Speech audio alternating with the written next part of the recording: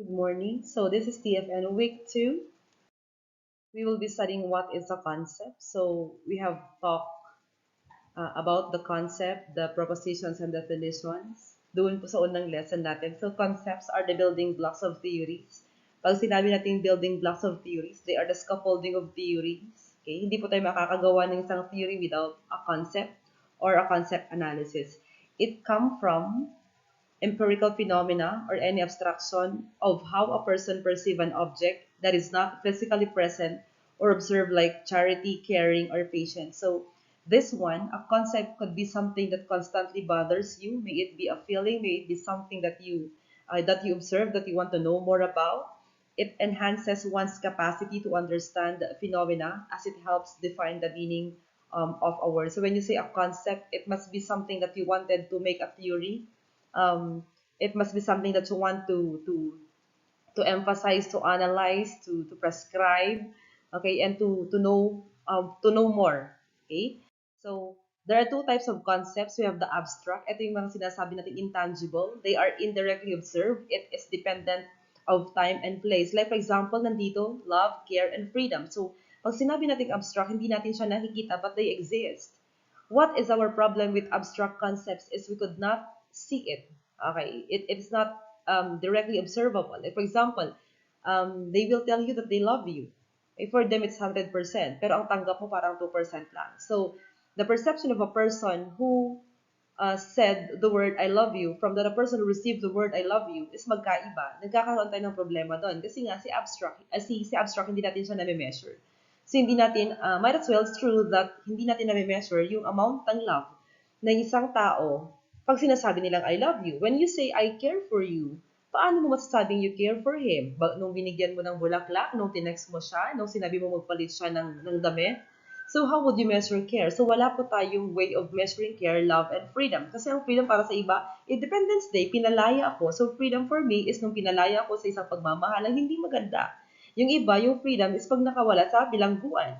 Yung iba, yung freedom is pag nakalayo sa bahay. So our definition and perception of what freedom is abstract. So it is not measurable. Kasi hindi natin ma-level or ma-quantitatively label yung nararamdaman ng isang tao with that abstraction. Pag sinabi naman natin concrete, directly observed, or tangible, nakikita natin nurse, mother, and pain. Ma'am, paano naging concrete yung pain? Kasi meron tayong pain scale. Okay? Makikita natin na merong pain scale, makikita natin kung gaano yung level ng pain ng tao depende sa kanyang facial expression. Okay? So pag sinabi natin concrete, something that you see, something that you observe, something that you can feel, something that you can say na quantitatively you can measure it. Pag sinabi natin concrete. Okay? So we have your conceptual definitions. These are meaning of a word based on how a certain theory or relevant literature perceives it to be. So when we say conceptual definitions, these are how theories define it. Okay? Yung word na, like for example, let's take for example yung word na perseverance. Okay? So ano yung definition ng perseverance sa healthcare profession? Examples, the roles and concepts of a nurse, patient, care, and environment. So madali lang siya. Pag sinabi nating operational definition kasi, yung conceptual definition, it could be from the literature. Pag sinabi natin operational definition, it is how you define a word or you define a concept based on how you will be going to use it. Okay, so operational definitions are meaning of a word based on a method of how it was measured or how the person come up with that perception. So example, significance of pain perception and practices of nursing intervention. So to make it clear, pag sinabi natin conceptual definitions, it could be definitions coming from the dictionary, from the literature, from theories, from anywhere in the web, or from books. Pero pag sinabi natin operational definitions, such as in research din, we are defining that word based on how we perceive that word, based on how we will be using that word, on what is the use of that word in the study. Okay? Ayan. We have your theoretical models or frameworks. Pag iba-ibahin natin kung ano yung tinatawag natin theoretical models or frameworks. Okay, pag sinabi natin theoretical models or frameworks na ginagamit din natin sa research, pag nababasa natin siya, it is a highly established set of concepts that are testable. Pag sinabi natin testable, they could be tested by research kung effective ba sila or nagagamit ba sila. Okay? Like for example, Lydia Hall, 3 aspects of nursing. Si Lydia Hall kasi, she discussed about the core, care, cure, which the core means the person, okay, or the use of the person of the therapeutic self. This could be the nurse using the therapeutic use of self in communicating with the patient. the body, the intimate bodily care, okay, on how we care for our body as a human being, the disease, seeing the patient and family through medical care, and that is cure. So we will discuss about more of the holes, leading holes, care, core, cure as we go along. So, pag sinabi natin theoretical model or framework, something that is established, something na nagamit na, something na na-test na, that it could be applicable in the healthcare or in any form na pwede na siyang maging applicable. Okay? Pag sinabi natin conceptual models or frameworks naman, kung conceptual model, theoretical model, established na siya eh. Pag sinabi natin conceptual model or framework, representations of an idea or body of knowledge based on how or on the own understanding or perception of a person or researcher to a certain topic, phenomena, or theory. This could be represented through a diagram or in a narrative form, which shows how concepts are interrelated. But usually, they are presented in a form of diagram. So, pag sinabi natin conceptual model, ano yung concept mo that is illustrated in a diagram, that kung ano yung pwedeng mangyari in the future. Like, for example, yung simple na pag ang tao nag-physical fitness exercise, bababa yung kanyang BP. Ganon. So, parang pag gumagawa ka din ng research, nagkakaroon ka ng mga conceptual model. Pag gumagawa ka ng theory, gagawa ka din ng conceptual model. Tatawagin mo lang siyang theoretical model or framework once it is tested or established. So, usually when you are a beginner theorist, ay gumagawa ka ng mga middle range. Pag sa kasi mga middle range theories, you will know about grand theory later on, middle range, or what are practice-based theories. But for now, yung middle range po kasi, conceptual model muna gagawin natin doon since middle range are testable by research. Okay? Makikita muna natin kung applicable ba yung theory natin. Bago natin siyang matawag na yung conceptual model will now be called as theoretical model or framework. What are nursing paradigms? So this for nursing meta paradigms will be seen all throughout the discussion. Kasi ang theory, meron talaga tayong four meta paradigms, yung nursing, yung person, yung environment, and health. It would talk about how would the theories define nursing, person, environment, and health based on the defining attributes na ginawa ng theory sa kanyang theory. So it sounds like pag first year ka, hindi mo talaga masyadong magigets pa at this point in time. But as we go along, as we discuss the theories in TFN, maiintindihan natin. So nursing could be nursing actions, caring and curing, or how you would define nursing in that theory. Depende po kasi kung ano yung tinatheorize mo eh. Yung person po kasi usually the recipient of care, but sometimes the person is also the nurse. Depende. So in your theory, you should be defining who is the person. If the person is the nurse or the patient. Kung saan talaga prescribe yung theory mo. Kung para talaga solely for the nurse, is it a responsibility of the nurse or a reaction of the patient? Okay, so if the person may be the nurse or the patient, it must be explained in the theory kung sino po yung person dito. Later on, in the theories, ma-identify natin kung sino yung person niya, kung yung person doon yung nurse or yung pasyente or the client. Pag environment, it could be internal and external factors. Pag environment po kasi usually when we do theories, it could be classified, for example, it is a hospital, an institution, the academy or the community, or where nursing care is being applied to. So pag health naman, it is a high level of social, physical, and mental functioning. So ibig sabihin, how would you define health based on your theories? How would you define health based on your theory? Okay? Paano mo masasabi na health, may health doon? Okay? So again, the four meta paradigms in theory construction will be based on how the theories will define these terms. So this is another representation. They go together, they are blended, okay, for us to articulate a certain theory. Philosophy in nursing, it is the next level knowledge after meta-paradigm. It specifies the definition of meta-paradigm concepts in each of the conceptual models in nursing. It sets forth the meaning of phenomena through analysis, reasoning, and logical judgment. So, in theory construction, we should have philosophies. Like, for example, we have postmodernism, positivism, symbolic interactionism. Okay. You will be guided later what is now the reason why do we have to have these philosophies in theory construction. Okay. The science, syempre, pag sinabi nating science, empirics ito, it refers to any systematic knowledge or practice in a discipline of a study. It is a system of acquiring knowledge based on the scientific method. So when we say science, it all depends on scientific method. It is a knowledge generated from the application of the scientific method. So that is empirics, okay? It guides us in theory construction, and of course, it guides us in the healthcare practice. nursing practice. The scientific method, of course, you have to observe first. As a nurse, sa lahat ng pagkakataon, you have to observe what is happening. Okay? Ano naririnig natin, ano nakikita natin. And then we have to gather data. Para din siyang research method. Pero pag scientific method kasi, iba din sa research method. Kasi sa research, depende sa kung ano yung topic mo. But generally, in scientific method, we will be gathering data. When we gather the data, that is now the time that we form the hypothesis or our educated guess. So from the data that we have gathered, what is now our assumptions, our hypothesis.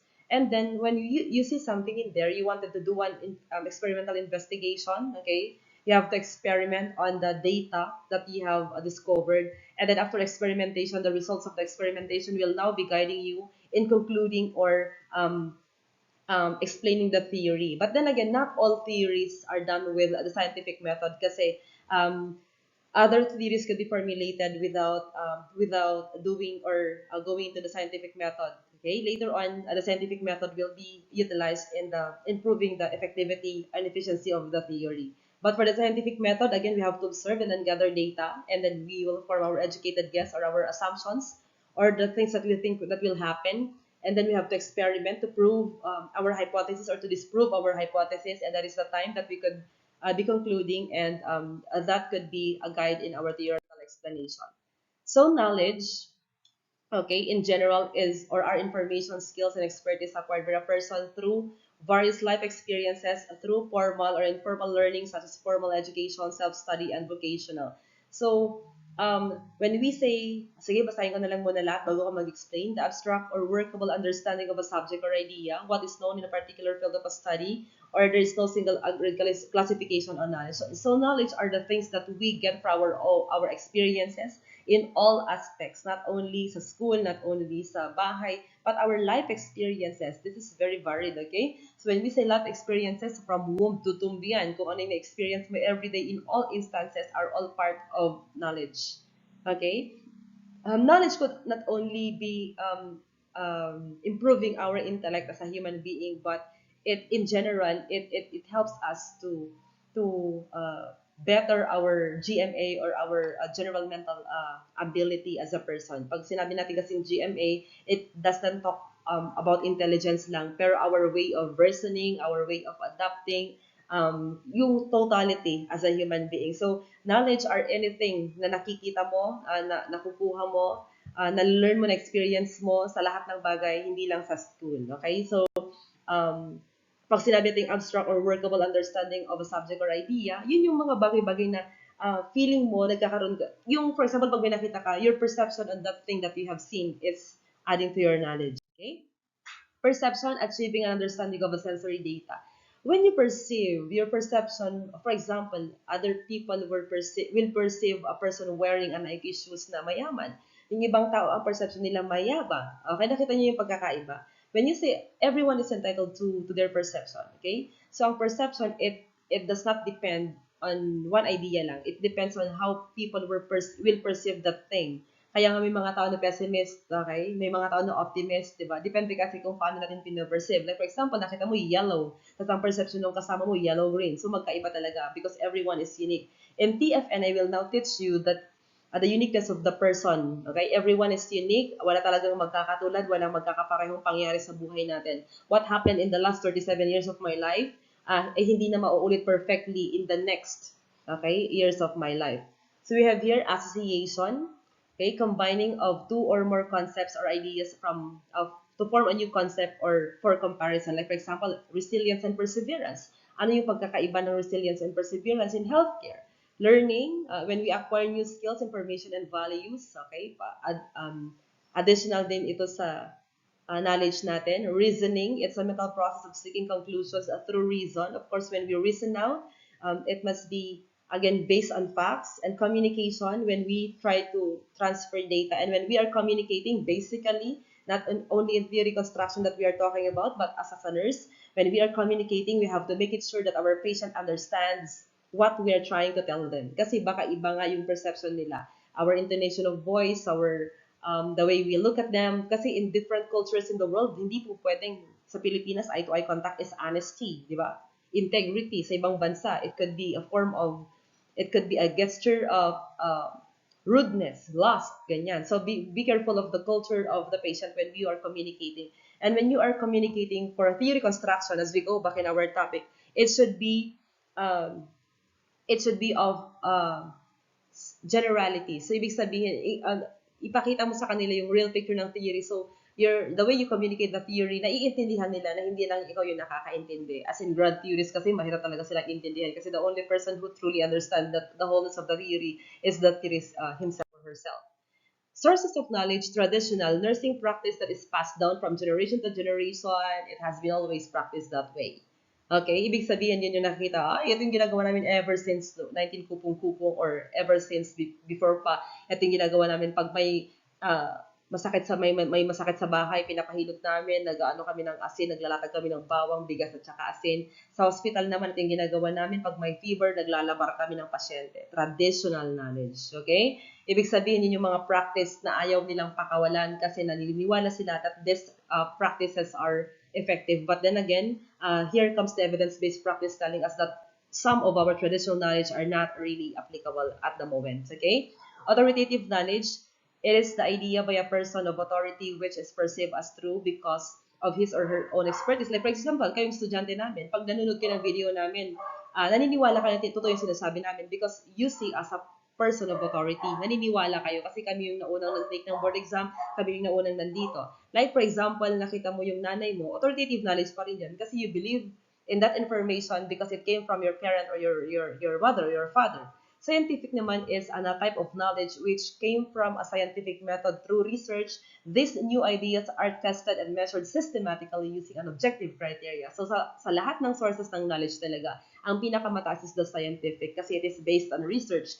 Not only contemporary times, but then again, titingnan din nila kung talagang totoo na ito yung nangyayari. So that is why they are doing systematic reviews, research na sinasabi natin, synthesis, qualitative synthesis, para makita natin what are really these evidences or findings na totoo na pwede natin gamitin. So, scientific kasi, rigorous po kasi ito. Meron tayong scientific method na sinusundan. So, sa lahat ng knowledge, ang pinaka-safe talaga when it comes to nursing and to nursing practice is scientific knowledge. Kung bakit hindi authoritative? Kasi minsan, hindi natin maiiwasan that those knowledge coming from the authority minsan outdated din.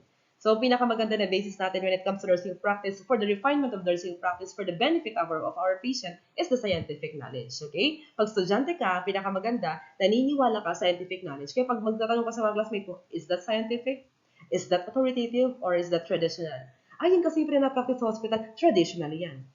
Yun kasi yung sabi ng nanay ko, authoritative yan. Yun yung nabasa ko sa research, scientific yan. And the highest is scientific. Very good. Phenomenon. Lagi nyo narinig sa akin ever since yung phenomenon. It is a set of empirical data or experiences that could be physically observed or tangible, such as crying or grimacing when in pain. It is connected with how an individual person reacts using the human senses concerning surrounding and assessing the behaviors and factors that affect such behaviors. Phenomenon is something that you observe, something that you feel, something that you are into as a human being. Kasi as a human being, may tinatawag tayong embodiment. Okay? Meron tayong embodiment. Pag sinasabi nating embodiment, ito yung, ito yung, alam natin that we are present in the world. And as a human being present in the world, we experience many things and we call it phenomenon. Okay? Next tayo, last slide. In nursing, phenomena could be the clinical or environment setting of a nursing health center. Pwedeng yun yung phenomena mo, yung nasa health center ka, nasa classroom ka. Disease process, pwedeng yun yung phenomena, anong pakiramdam mo sa ulcer, yung sakit na nararamdaman mo sa ulcer, yung pagpapagamot mo ng cancer, that is a phenomena in nursing, okay? Client's behavior, okay, guarding behavior at the pain site, yan yung nakita mo na nag-grimace na siya, nahirapan na siya, nagpapawis siya, that also could be a phenomena. Intervention, how you care for the client in pain, that is also a phenomena. Or practices that you see, okay, on how these four metaparadigms are applied into theory. So, medyo mahirap intindihin, no? But we have to sum up. Pag sinabi natin concept, scaffolding siya ng theory, hindi tayo makakagawa ng theory without a concept in our mind. The concept must be something that bothers us, that we wanted to know more about. It could be an abstract concept or a concrete concept. Abstract is hindi natin nakikita, okay? Hindi natin na-measure, intangibles siya. So, pag concrete, mas madali lang kasi tangible na measure din natin siya. So, yung phenomena, ulitin lang natin, phenomena is something that you see, something that you are with your embodiment with the world as a human being. And in nursing care, there are a lot of things that we could call a phenomena that could be the reason of why you wanted to make a theory. So as we go along, we will now study some of the theories that we have in nursing. Thank you for listening, and I hope you understand kahit isa lang, kahit concept lang, okay na tayo doon. Kahit alam mo lang na concept could be abstract or could be concrete, kahit alam mo lang na yung theoretical framework is different from that of the conceptual framework. Ano pinagkaiba? Pag theoretical framework, established, na-test na siya ng theory, okay, na-test na siya ng research, na applicable siya, na somewhat naging effective siya. Pag conceptual framework, it's your visualization of what will happen in the future, but it's not yet tested. And conceptual framework could be used in the theory as well as the theoretical framework, pwede mo siyang gawin sa theory, okay? So, pwede mo siyang, yung theoretical framework kasi pwede mo na siyang i-prescribe for usage. But for conceptual map or framework po kasi, visualization mo pa lang of what will happen or your theory about the future. Thank you for listening, and I will see you in the next lecture.